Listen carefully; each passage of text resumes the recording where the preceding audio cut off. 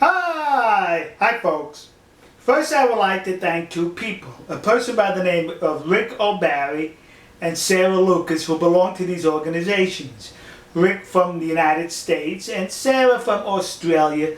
I'm thanking them. Domo arigato gozaimasu. That's it, kids. That's because they filed a lawsuit in Japan against the Whale Museum in Taiji, Japan, for discriminating, plus we want $69,000. They're discriminating against people who look like from the West. Yeah, that's it.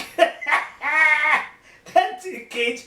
In essence, what they did here, they proved the point I've been trying to illustrate to people in Japan over a number of years, to guard against Western-style liberalism, because it would only contribute to the ruining of your nation, bringing this litigious society into your country. The lawsuit they filed was because they attempted to go into the Whale Museum in Taiji, Japan. There in that museum, there happens to be an albino dolphin, a white dolphin. And they wanted to go in there to make sure it was being treated properly. Understand? Because we know better how to treat these dolphins than you do. Yeah. So the people refused them their entry into there because they may have caused a disruption. If not their presence there would have caused a disruption. It had nothing to do with the fact that they were from the West.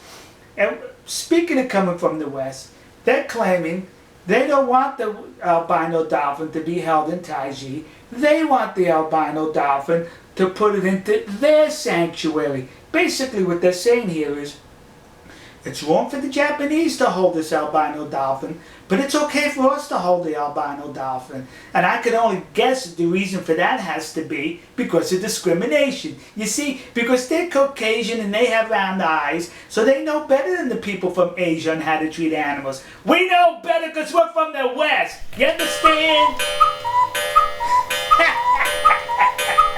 To which we have to say,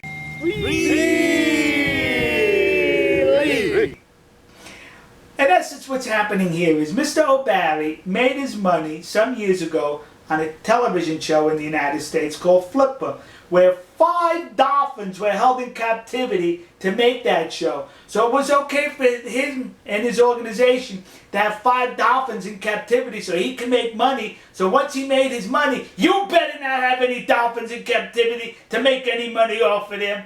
And they're trying to clean it up by saying he's atoning for his sins of the past. You see, isn't that interesting?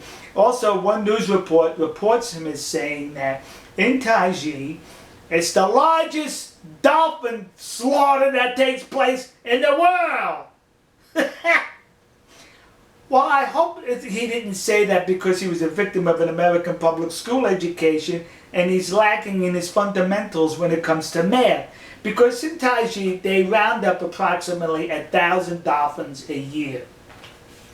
Now in Peru, they slaughter 15,000 each year. So now where's the largest one taking place? In Taiji or in Peru? Or where do you want the sensationalism to be? In Taiji or in Peru? And he says that they're claiming in this lawsuit because of their Western looks, they were prohibited from going into there.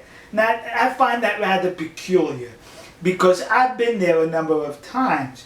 I drove through Taiji in a big American Chevrolet customized van where the van itself screams foreigner, but that wasn't good enough. We put a sign on both sides of the van that read in Japanese, foreigner. Drove around the town, never had a problem. We even put the sign on my hotel room door, and nobody came knocking in the middle of the night, hey foreigner, get out of town. They don't discriminate against foreigners or people from the West. They discriminate against people who they think are going to cause trouble or have a propensity for causing a disruption. That's what that was all about. We'll see you. God bless you. God bless America. God bless the nation you happen to be in, and God bless the fishermen of Taiji, Japan.